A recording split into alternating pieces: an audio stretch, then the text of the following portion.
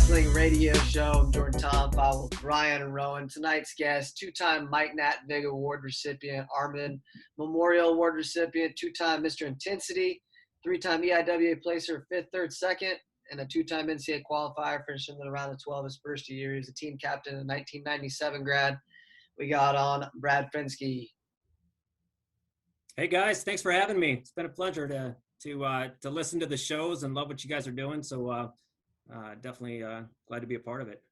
Yeah, glad to have you on here. Have you listened to like a good portion of them, or just a few? Or I have. You know, the last month or two, I've kind of binged on a few of them. So it's been fun to kind of reconnect, and I think that's the whole point of the show, right? And it's been neat to hear some stories. I think Jordan in one of the recent episodes talked about gold coats, and I had a pretty good laugh after hearing that term. I haven't heard that for probably about 25 years. So Jordan's good for a good throwback comment, like every episode. I got one or two. He's got like one in them all the time.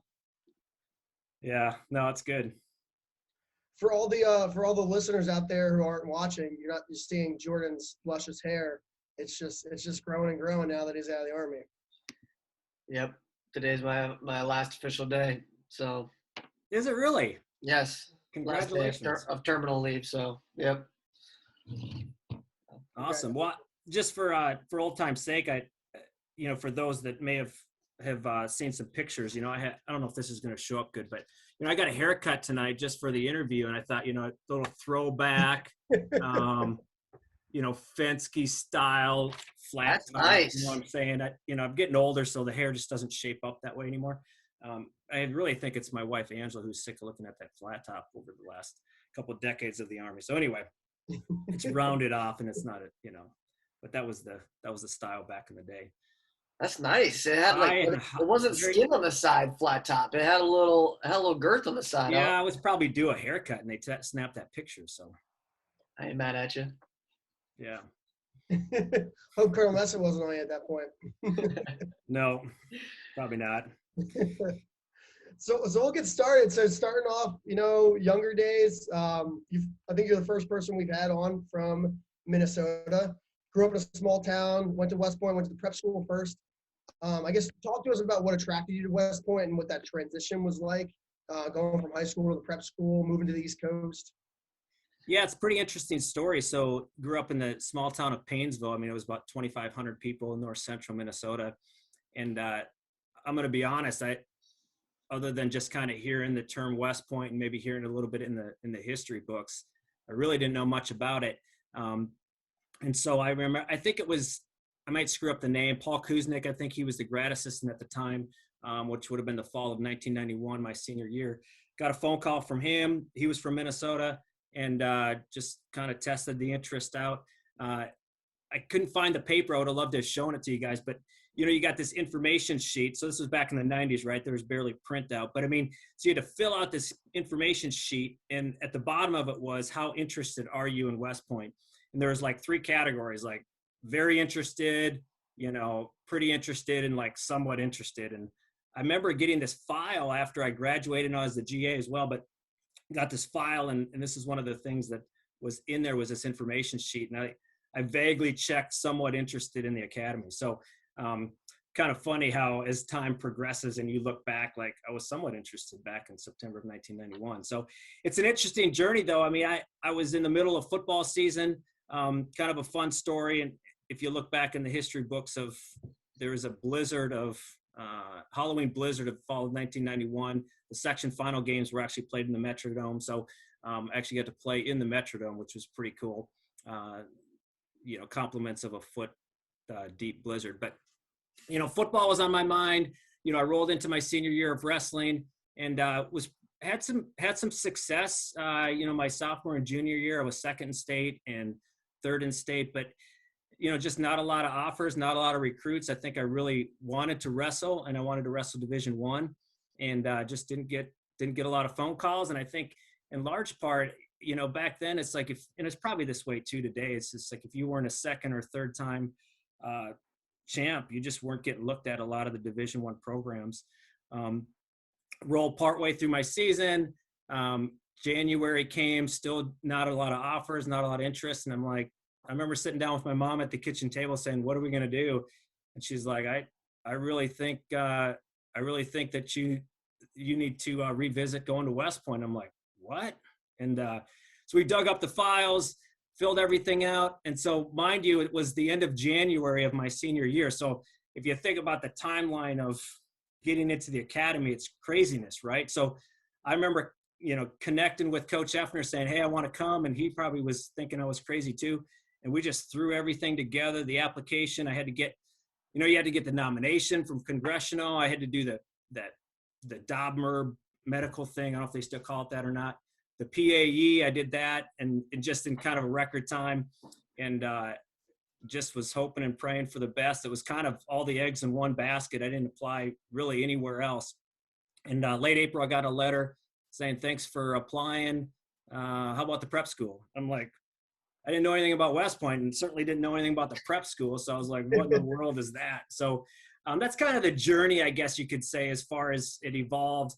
I won a state title, which was elusive. And then I kind of got a little interest. I got, some initial stuff from the U of M, but I don't think, that really panned out.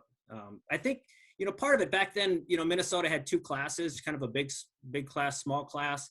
My town was pretty popular with dual meet. We did a dual meet state tournament champions, which was pretty cool and fun to be a part of. So I think sometimes that small school, kind of maybe hurt, the recruiting aspect for me. So. Yeah, I think it does. It's interesting talking about just, I guess maybe the information that's available and the marketing and advertising and promotion of West Point as an institution, not just as an opportunity to play sports. And I think there's a lot more out there definitely today than there was in the late 90s, early 2000s even. I just think the footprint of West Point has grown much bigger. But would you say that's pretty accurate? I mean, I don't know.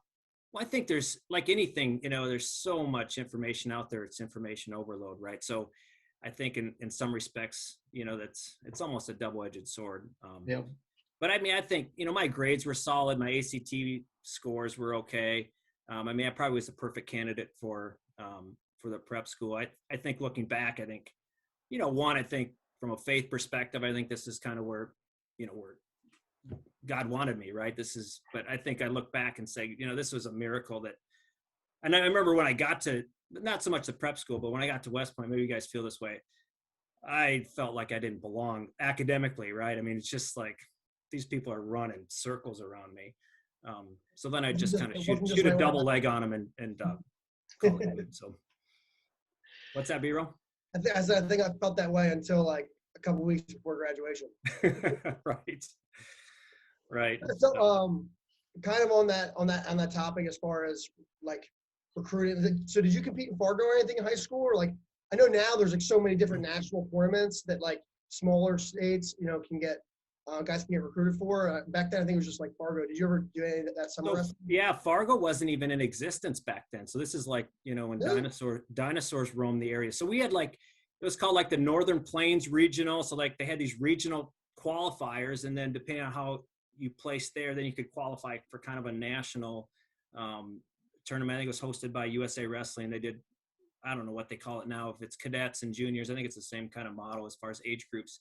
And then, usually somewhere in the Midwest hosted the national tournament. So that's kind of where, but I mean, it was kind of Fargo-like, if you will, but just Fargo wasn't, didn't exist back then, you could say. So, But yeah, I don't know that, you back to Minnesota. I mean, other than, being Pizzos with Ryan Murrigan when I went back there in DPE, there wasn't a lot coming from Minnesota. There's a couple guys, that came probably 3 or 4 years after that wrestled in the Detmers, but other than that, it didn't seem like Minnesota was recruited too heavily. So their loss, I guess. I mean, yeah, Their loss. That's right. I think they get slept on. They end up getting pulled in by University of Minnesota, Wisconsin, and now North Dakota State. Right. Kind of nabs them all up. But yeah, we've been South Dakota State is huge too. So when you were at the prep school, sorry not to interrupt you. Jordan was going to move on. Oh, go ahead. And I learned on Bernard Gardner's on Bean's episode that was like when they are right around the time they started having prep school coaches. So did you wrestle with the prep school? Like, who was the coach? How was the structure Yeah. when you were? So the coach was Bob Mueller, and he was also the athletic director. So it was down at Fort Monmouth. I know Bob. Yeah, and so he saw to me, and so I don't know if he recruited so much as Coach Effner did at the time. Where I think it's the same motto. It's almost like, hey, you're not quite ready academically, or you're not quite ready athletically, or you're slotted for 149 and we've got a senior starter, and so it's just the same motto, I think, from a redshirt perspective. But Coach Mueller was the one that was the coach at the time, and we actually had a really strong team there, and we were really excited about it. I remember when we came up to wrestle at West Point, I think Jack Effner put almost starters against us because he wanted to test us. So like, we were in that dual meet, it was almost like the second stringers, and we thought we were just going to go and roll and have some fun, and it was a dogfight. And I just remember that duel pretty clearly, how much fun, and how actually I think we beat them at like whatever the West Point or Army's JV was at the time. So pretty successful recruiting class. We had to end up having some injuries. One of the top guys didn't end up going, and some things kind of fizzled out from. So it's interesting. I don't know how much of the prep school kind of translates into actual competing. It's probably a little bit better, a little bit tighter, especially with the prep school being co-located at West Point now. So, but I may have told you I didn't know what I was getting myself into. So I really. I kind of hated the prep school. It was miserable. Just that when we first went in there, we actually had Army drill sergeants that came and beat us down for 6 weeks. And so kind of old course stories here, but I don't know. It was I felt like it was pretty rough. I mean, the escape was wrestling. So when you think about, grinding and cutting weight in the wrestling room, that was a enjoyable part of my prep school experience. Anyway, we had drill sergeants at CCBT prep school when I was there. Oh, did you? Yeah. So okay, so I'm not. I guess either I'm old or you're old too, Brian. I don't know. I'm old too. So fast forwarding into kind of wrestling now. I mean, you talked about how you played football in high school. Sounds like you were pretty good. You're not good at football unless you're a little bigger. So considering the fact that you wrestled 142 all 4 years, and anybody that stays the same weight class for 4 years, obviously got to be pulling some weight. And in your time era was pre all the weight cutting rules and certification process. I mean, just interested to hear if there's any kind of weight cutting war stories or just what that was like back then. Well, so interestingly, the first 2 years I was exclusively at 142, and then my Cowan first year I actually spent the majority of time at 150. So if you dug into the stats, I wrestled the majority. We were just a stronger team with the other teammates. So I was at 150. Eric McAllister was at 142 my junior year. Senior year, Jarrett Matthews, he won over 100 matches. He was a stud, and he was at 142. And so we were a stronger team with me being at 150. I loved it because, I didn't have to cut near as much weight as I did 142. I would say that you just lived in rubber plastic suits. You could bike in the sauna. And it just was, it was a grind for me to get down to 142. I was probably in this, my body type was probably this in-betweener, right? So like if there was a weight class of 146 would have been kind of an ideal weight class for me. I always, if I came in on a Monday under 160, I was happy, you know what I'm saying? So that's kind of how brutal it was. So. I can relate all too much, unfortunately. Did you grow it all? Like, did that change, or was that pretty much consistent? Like, first 2 years, maybe since you were there exclusively, did it like get harder, like junior and senior year, where you're the same size, just coming down and just? I was probably the same size. I probably, just, like everybody else, you kind of get a little bit more muscle mass. So I think, But interestingly, the weight cutting rules and certifications. I mean, so and then you're weighing in the night before. I mean, you guys probably, I don't know if that was for you guys too, but I mean, we weighed in the night before. It wasn't like the morning of or the a couple hours before. So yeah, I mean, so I would say there's absolutely no way I would have wrestled at 142 with kind of the new rules and certifications. There's just no way. So when you can hydrate and pile on in an overnight, that really was probably the only way I could stay and sustain at that at 142 anyway. So but yeah, walking around I was probably out of season I was probably good 165 plus. So yeah, I'd forgotten it was the night before weigh-ins. It's hard to even believe at this point. So then multiple day tournaments, if you weren't managing your weight and nutrition, you were hurting for second day weigh-ins pretty bad. So it's almost reverse now. It's like guys that suck weight struggle in dual meets, but flourish in tournaments. And back then it was probably vice versa. Right. Yep. No, that's exactly right. So interesting. Did that affect a lot of guys at NCAAs? Like, I guess I didn't really consider that. How did the weigh-ins? How were the weigh-ins situated for NCAAs? So you'd weigh in the morning of, and then you'd have your weigh out that night. So if you qualified for the next day, you were weighing. So I mean, I think it did affect people. You probably saw more upsets.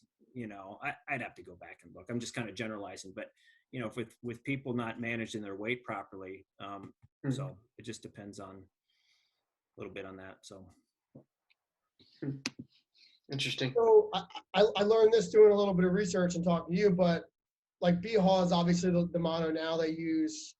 I guess in the 90s you had a similar discussion with Doc C, or you and your teammates had a similar discussion with Doc C.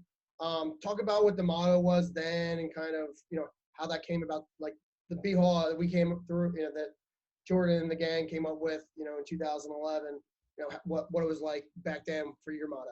Yeah. So I don't know what, like, I've got a couple. Interestingly, I don't have mine from 96, 97. I got 97, 98. It's like a program sheet. I don't know if that's coming in focus or not. It's a little blurry. The picture showed up before, but yeah, I don't know what's the deal. Anyway, but basically, maybe my internet connection's bad. I don't know. But basically, we had a motto. It was called "Can't Be Broken," and I think we had a series of team meetings that we had very similar to the structure. I'm sure Doc C hasn't adjusted it too much, but you're getting input from the team, and you have individual follow-up sessions with him and his staff, and just working through. I think in large part just everything that BHAW is about as well is just this buy-in to kind of a motto, kind of a creed. If you would be able to see the picture, there was everybody on the team signed it. There was an agreement and kind of that brotherhood, just as what kind of birthed BHAW as well. So it's kind of one of these things I think that we've that has existed, and that we kind of rallied around. You know what I'm saying? And much like BHAW is today, there was a start of that back in the day as well. So, and I'd honestly say I think that was I just don't remember I remember my senior year, but I don't know kind of years prior. I don't know how much we did that. But for my graduating, my senior class, that Can't Be Broken was just kind of this rally. And, we didn't break the top 25. I mean, we just had a really solid team, but I think we kind of rallied around this concept, and especially with, approaching, the Navy dual meet and that ridiculous streak of 35 years. And I think we believed that we were going to be the class to do it. And I think it started with this, with the Doc Z meetings and the motto, and just kind of rallying around that. So it's interesting you bring up the Navy streak. Kind of lived through a similar era myself. So I understand that your Yuck year, you guys tied them, which obviously we don't tie anymore. So right. I'd be interested in hearing just what the general feelings of the team is after a tie, because I personally have never experienced what that's like. And then how did you take that moving forward into your first year, and you guys beat them? I mean, talk through just the match. What do you remember from it? What was the feeling like after it? Just everything. Just very curious. Yeah, it's funny because I knew we were gonna, I assumed we were gonna talk about this or bring it up. I mean, my yearling year, yeah, we don't do ties anymore. So I don't know why. I don't know why. It's a good evolution of the sport that there's no ties, because that's kind of ridiculous. I'm gonna go and pick up the box, like look at the box score, and then use the current criteria and see who really won that match. We might get that star after all. That's right. That's a good point, Hero. We should have thought about that. I don't remember much of that match, although both my sophomore or yuck year and first year, they were both at home. So I could say that I was undefeated at home in dual meets.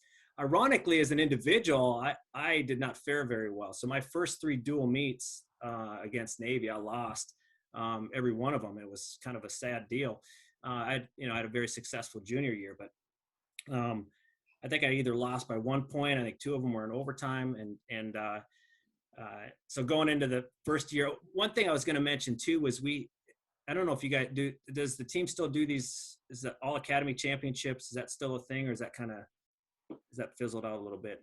But anyway, so we can come back to that. But I mean, so we had seen Navy, previously in the year, which was in some ways a good thing. I think for my first year, I think it was a good thing because we were able to kind of strategize a little bit with where we were placing people and doing matchups. But I still think on paper, we were the underdogs. But I think, going into it mentally, we knew, we kind of relied on all the mental work and things that we did, that we were still going to be the ones. And we got an upset. I remember at 118, Scott Siegfried pulled an upset, and we got a couple other upsets, throughout. I think I got a major decision against my guy, and it just, the momentum that we were up in, is it called the Holiday Center up behind Mikey there. I mean, it was electric. There was tons of fans. The core cadets showed up like crazy. I mean, it was just an awesome environment, and just spirit band. I mean, just everything was rocking, and it just was an awesome environment. And I think, we won that first match at 118, and that momentum just kept going.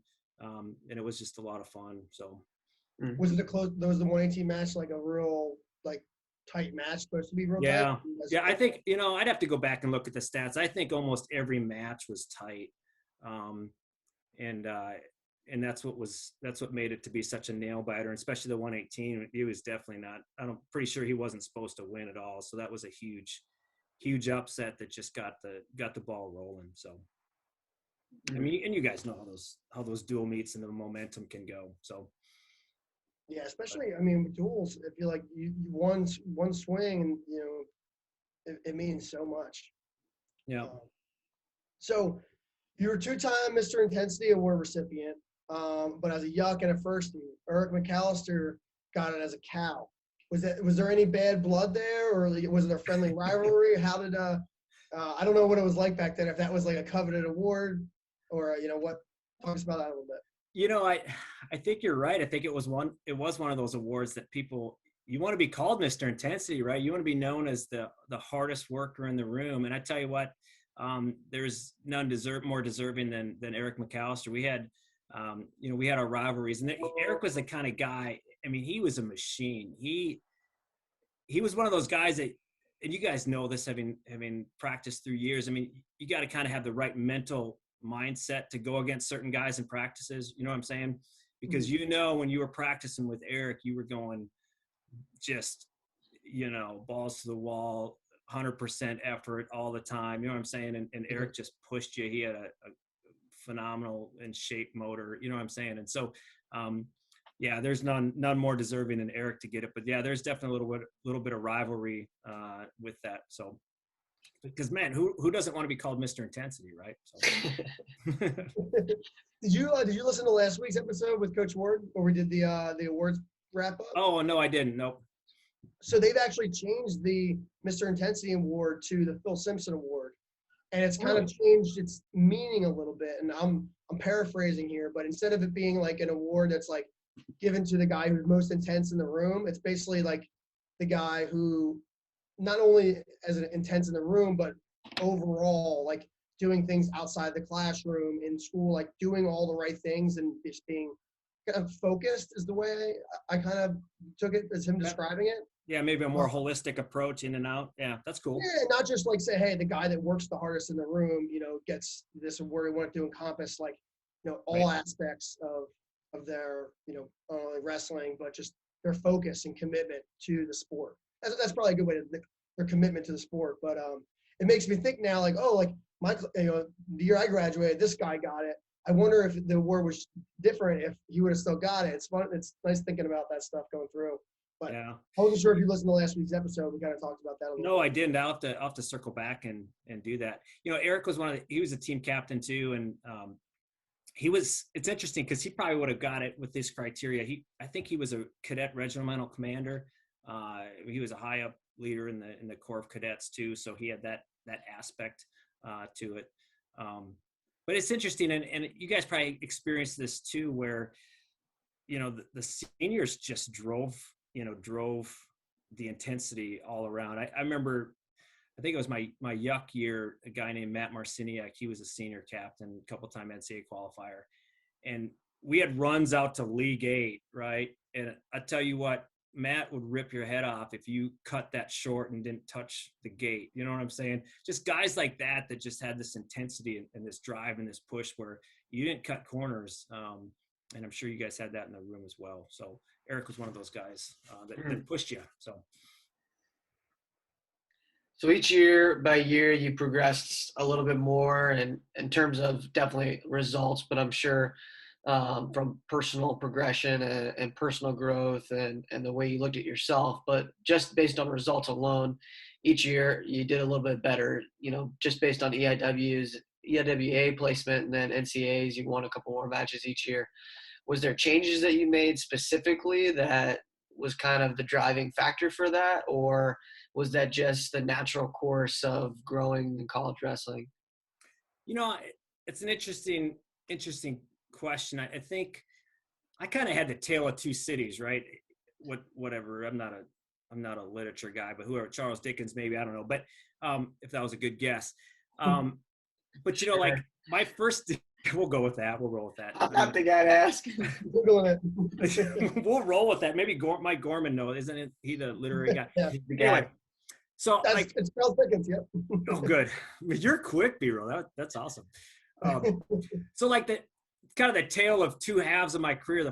My first 2 years, I mean, if you look at the stats, I was like 21-15, 22-15. I mean, barely above 500. And I think part of it was a little bit of the weight cutting and the grind. And, we wrestled a lot of matches. You look at some of these other conferences, not this year aside, COVID aside, but I mean, Big Tens and other conferences, they're not wrestling, 40, 50 matches a season, Yep.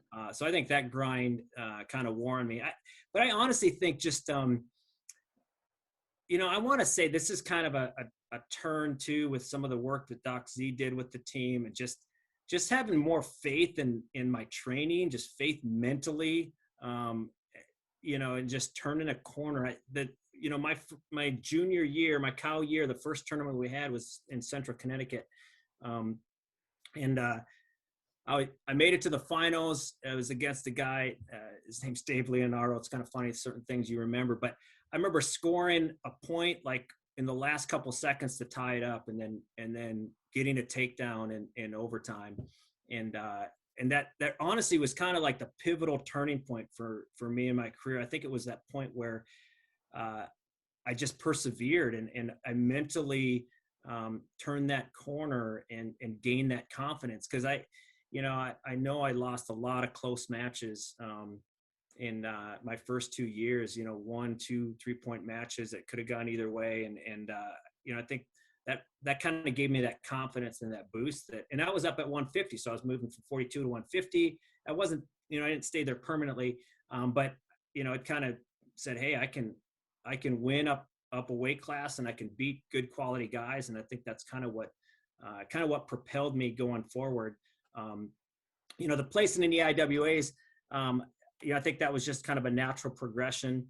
I think it was the Troy Yagi episode. I listened to that a long time ago, but was such a challenge with the number of qualifiers that we had at EIWAs. I mean, it's just, it's ridiculous. They did it based upon kind of the round of 12. So, you didn't really benefit that hardly in your, it's kind of like the last 3 years, I think they calculated, whatever ridiculous calculation they made. So you weren't guaranteed even making third place. So when I got third in my junior year, I'd won over 40 matches, but I still had to wait and get kind of a wild card pick, if you will, from the conference. It was crazy, which it kind of made for just that. I think that put a lot of pressure, on the guys and the team at EIWAs. So what was the wild card process like? So like EIWAs are finished Saturday night, was it a wild card? Did they select them then, or was it like the next week, or how did that?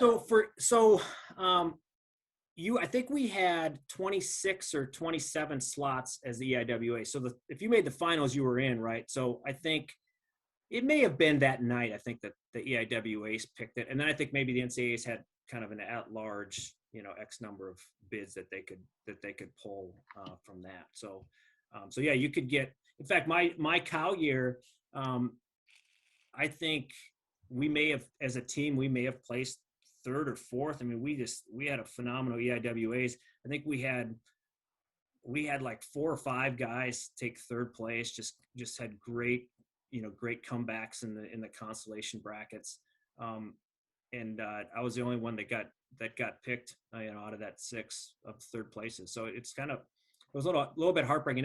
They actually could take fourth place. I think it was my first year where they picked a 4th place guy or a 5th place guy. So the conference kind of did what they wanted to do. So if my memory is serving me correct. So. Yeah, it was even when I was, at least a plebe or a yuck, they would take, like, they had a certain amount. I think we had 47 slots, and all the coaches before the tournament agreed, okay, we have to take top 3, but we're going to take top 4 with 7 wild cards that we'll select, before the finals or after the finals, or whatever. Right. So yeah, it's kind of same concept where you could take a 5th and a 6th place. I mean, they didn't jump over. You know what I'm saying? I mean, if they took the 6th, they were taking the 5th too. So, but yeah, that made it for interesting times. I mean, I think the conference has grown and improved immensely. I mean, you look at Cornell. I mean, Cornell wasn't as strong as they were, back when I wrestled. Lehigh, UPenn was a really strong program. Yeah. Navy was strong as well. So usually it was Navy, Lehigh, Cornell were kind of in the top 3, but and Penn was probably the top program. So your Cal year, you qualified for NCAAs. It's hosted in Minneapolis. What was that first experience like? Was it home field advantage because you were back in your home state, or was it maybe a little bit nervous because your first time at NCAAs? Yeah, when I reflect on that, I mean, I had to have known going into EIWAs that, you qualify and I'm going back home, right? I mean, I had to have known that. I don't remember that aspect of it now, but certainly when I qualified, it was pretty exciting. It was hosted in the Target Center, which hosts the Timberwolves basketball. But yeah, just to be back home. I mean, I remember seeing my high school coach in the stands, Verge Vogley, and just family and friends. I mean, it was kind of a homecoming of sorts because, nobody, we didn't travel as much. I think the team travels a lot more now. I mean, you go out to Vegas, and I mean, we did Midlands. A few of us did Midlands, but that's kind of as far west as we got. So I mean, I never got to, wrestling in Minnesota for NCAAs was quite a treat. I mean, we would go down south. I mean, we had a ACC EIWA challenge where there was a few of the teams from EIWAs go down, and it'd be in Virginia or North Carolina, and we'd have 3-4 duels with them, and that was a good time. Kind of saw a different style and different different teams, but we just didn't seem to travel as much. But I do have a funny story. What's that? No, I was gonna say, what was your most fun trip?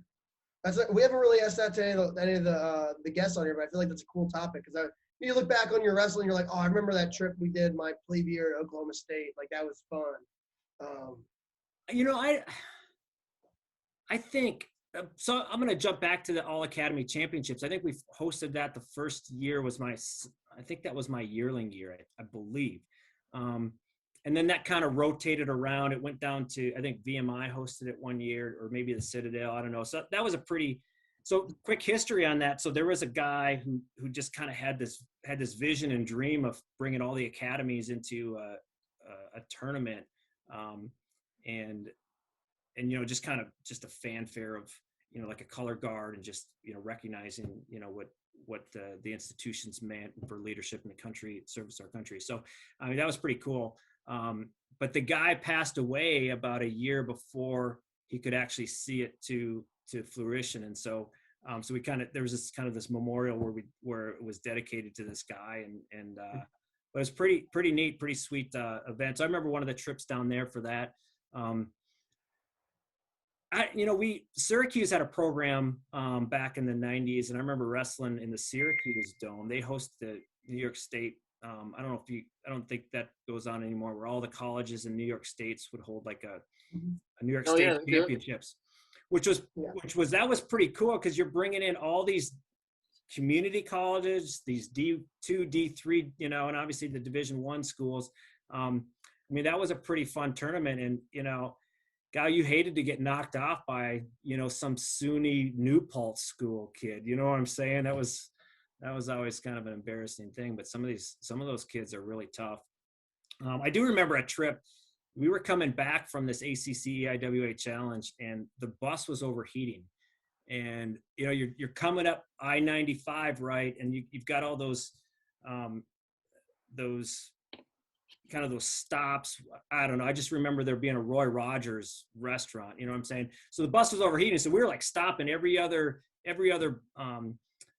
stop, and people would get off the bus and they'd come back and they'd have like bags full of candy and chips and pop or whatever. I think after the third, so the bus had to pull over, put some water or something like that in the engine to stop it.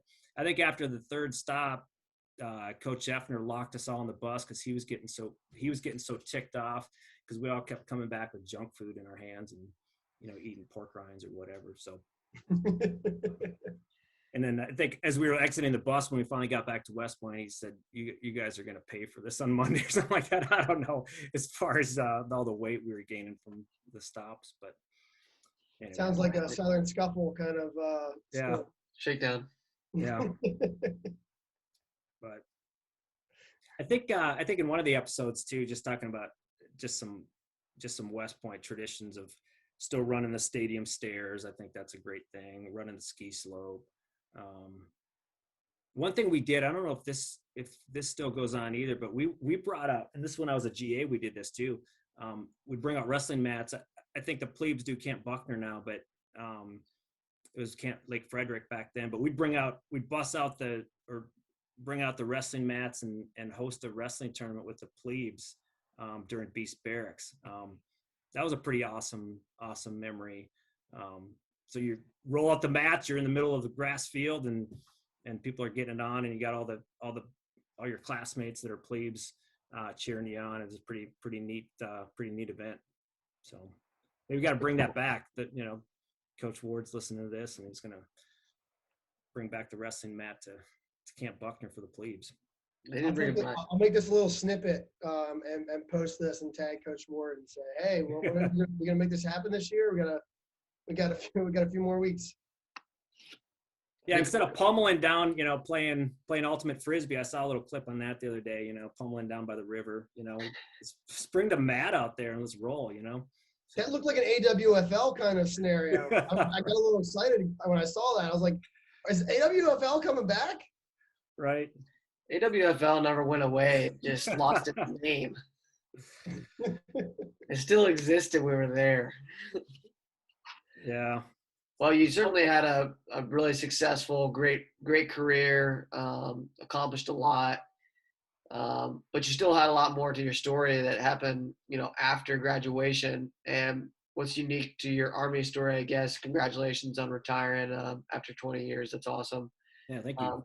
graduated in 97, retired in 2017. You were talking to us just a little bit briefly before we went live about that. But what's interesting, I guess, about your career specifically, we've heard from some guys that graduated early 2000s or like right around when 9/11 happened, and just what that was like, experiencing that at the academy or at Bullock and then the aftermath. But graduated in 97, you're probably already a senior captain, I would assume, by the time that 9/11 happened.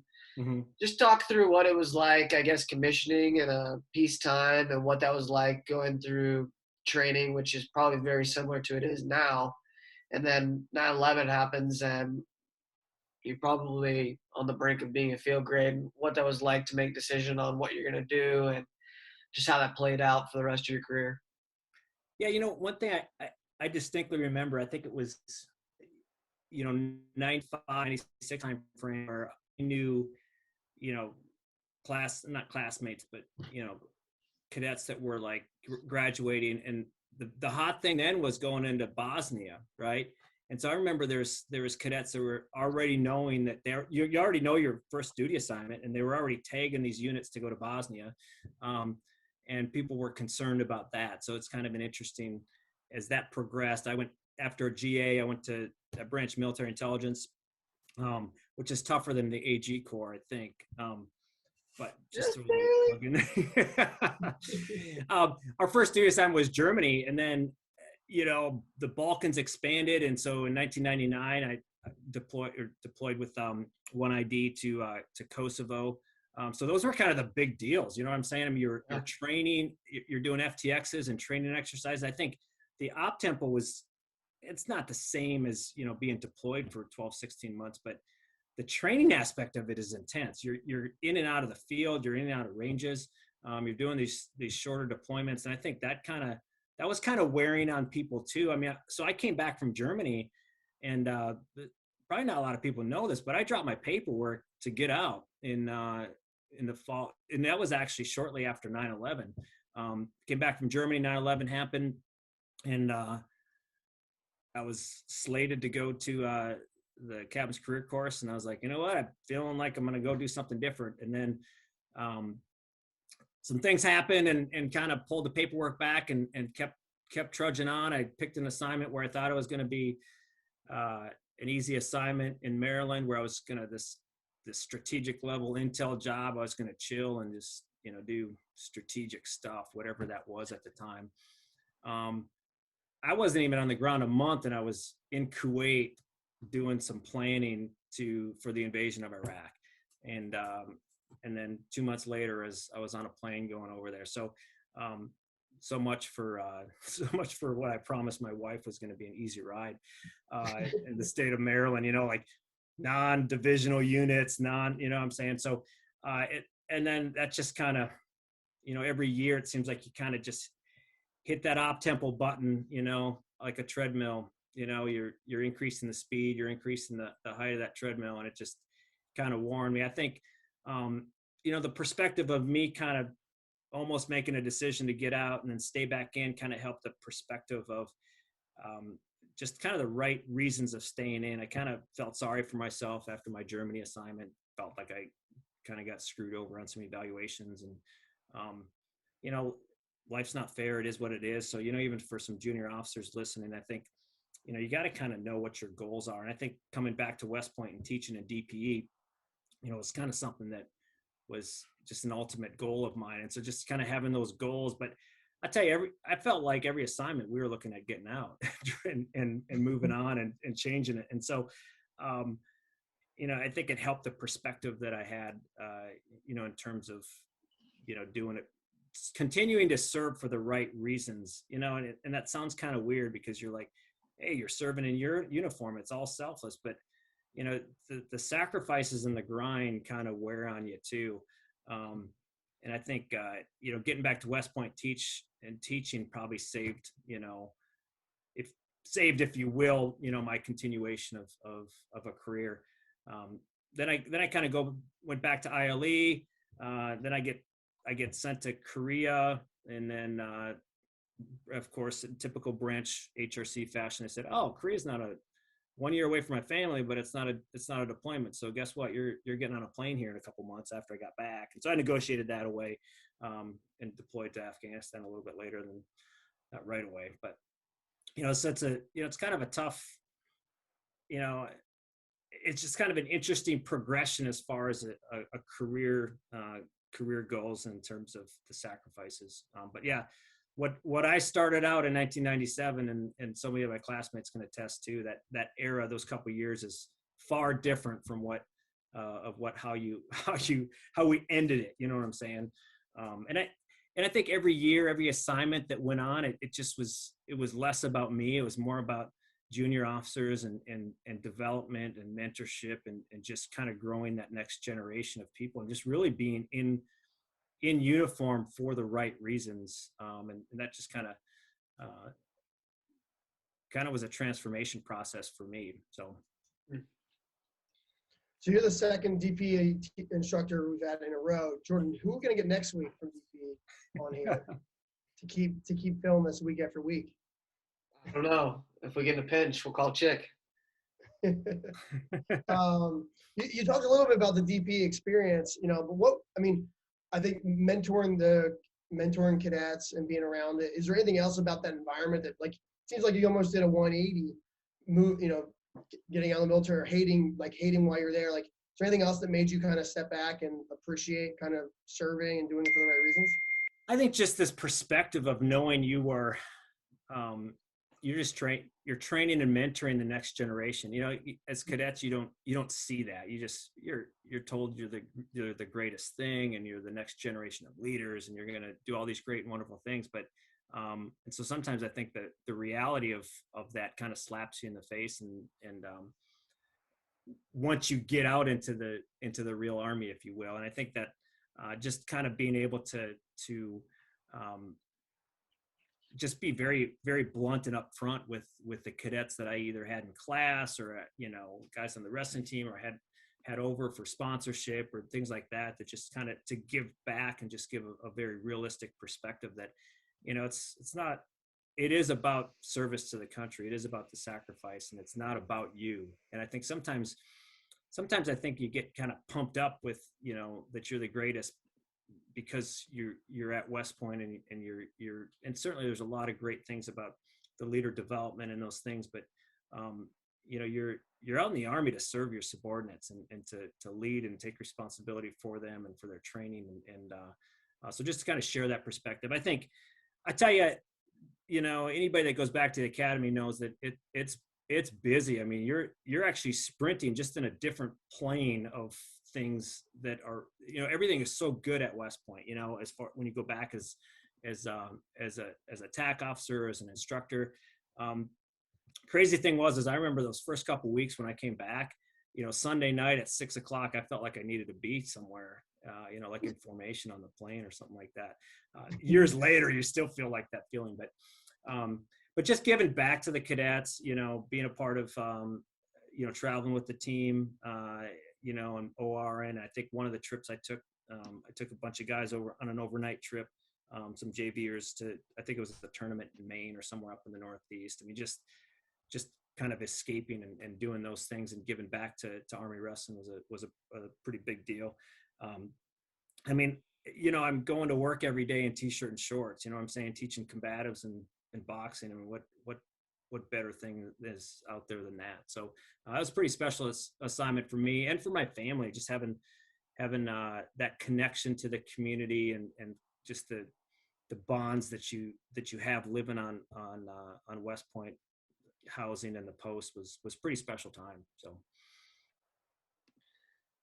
speaking of special times, we were doing some research for the episode prior. Saw some pictures of you going back to your 20-year reunion. Sure, that was cool. Did you have the chance to meet up with some of your wrestling classmates specifically? And if so, just curious what that was like. We've kind of heard a similar trend when people meet up, it's like they never lost a beat. I know, isn't that crazy? I mean, I'm sure you guys feel that and experience that too. I mean, you just start stories and like you haven't talked to somebody for 8, 10, 15 years and you're just like right back at it. It's an amazing bond that we all have, you know what I'm saying? And, in terms of just think the grind that you go through at West Point and the sacrifices and the stories that you can share, it was just a lot of fun connecting with, with wrestling teammates and just sharing stories and sharing Army stories and experiences. I had a lot of friends that, I don't know if they still call it the 2% club, where when you enter into the academy you're out the door at the academy. So my wife Angela and I are part of that. We actually survived the prep school, so I don't know if that's the 1% club or not, but we'll call it the 1% club. But anyway, just the sacrifices of spouses throughout their Army career, but just our separation. She was in, back in the Midwest. She went to school in Missouri actually, but just reconnecting with people at the reunions that I was really good classmates or friends with, that also had spouses that survived the experience, and the separation was a lot of fun too. But yeah, just picking up right where you left off was pretty amazing. I know there was something within our 20-year reunion that we were all supposed to be at that was so important. I don't know what it was, and we just said, screw this, we're going to go hang out and grab some beverages and just catch up. And just doing those things during your reunion times is a lot of fun.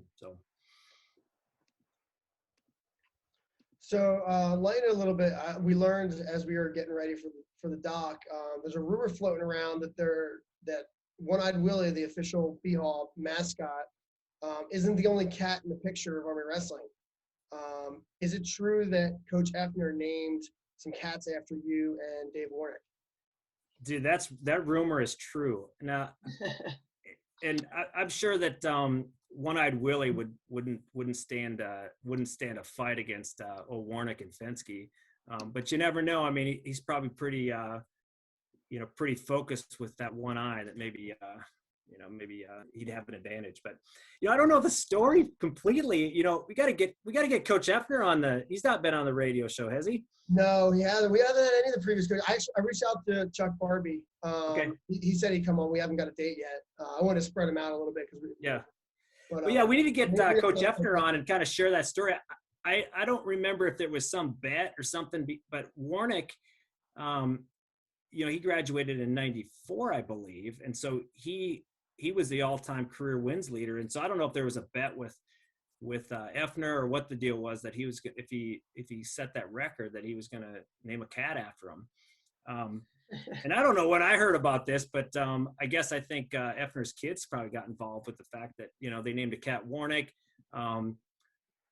It certainly wasn't on my radar to set the career wins record, but ended up doing that, and then lo and behold, a cat was named Fenske for that honor. So it was pretty cool. So as a GA, I'd go over and I kind of I'd cringe because Coach Effner would be yelling at the cat and he'd be yelling at Fenske, and I thought he was yelling at me like I was supposed to be doing something, I was working on practice or something, but yeah, it was pretty neat. I think we took down one really the B-roll.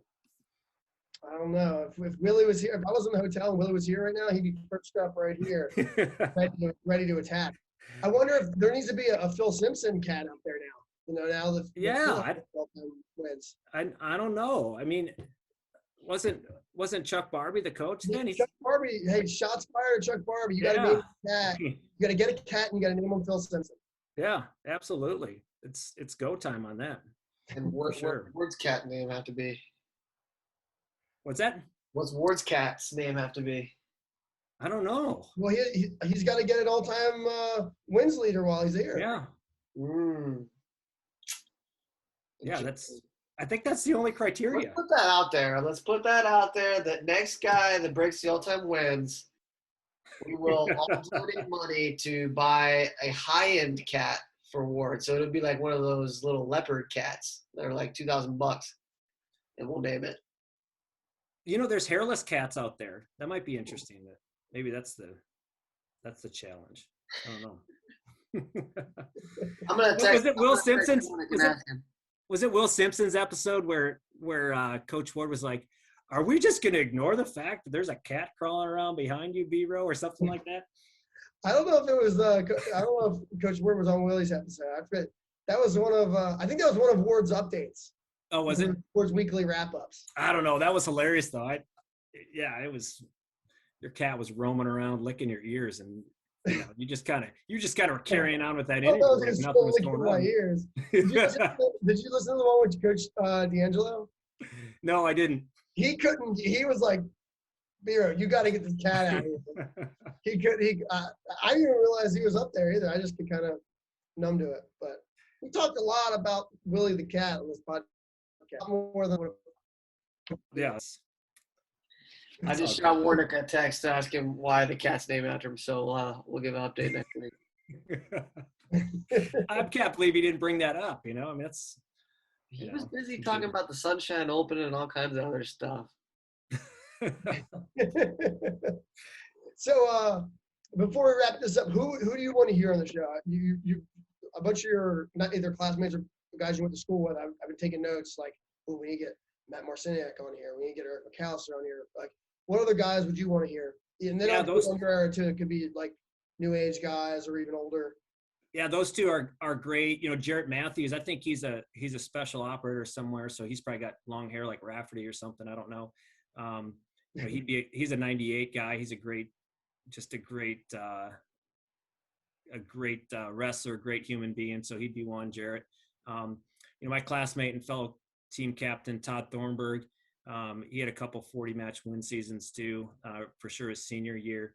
I think he was a runner-up in Pennsylvania. So he battled some injuries, yearling year and cow year. Ryan Seagreaves is another fierce competitor from '98. He was much like McAllister, Eric, that was just a machine. So a couple names to throw out at you. But get old Coach Jack Effner on here. That might be some entertainment too. So. There's a lot of stories we've heard.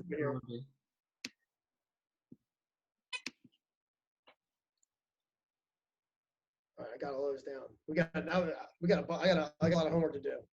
Well, yeah, we got to keep these. We got to keep it going. Yeah, we got at least for the next 30 years. Right. Yeah, you got some time. I mean, maybe we have a cat. We have a cat reunion session. Warnick and I and whoever else is out there for. I don't know. This cat thing is getting weird, Beaver. I can't believe it. You're the one keeping it going. I don't know. Enough about the cats. Although Sam Ruda, he's one of our loyal followers. He loves One-Eyed Willy. So he'll love all this talk. But no, that's good stuff. stuff. Appreciate you having you on the show. This was a lot of fun. Yeah, thank you. Appreciate it. That was a lot of good insight. I especially liked hearing about the what was it? Not broken? Can't be broken. Can't be broken. Yeah. Cool. I know it's love what you guys are doing here. You're doing a great work, and I think just the whole perspective of connecting, generations of wrestlers and coaches, and it's just fun to, hear even over the spanning of years and decades that there's just things that haven't changed much. You know what I'm saying? And which is pretty cool. There's so yeah, thanks for standing up BHAW on the radio and getting some old timers on here too. So I appreciate the opportunity. All righty. Well, appreciate you coming on. Go Army. Beat everybody. All right. Be Navy. Woo.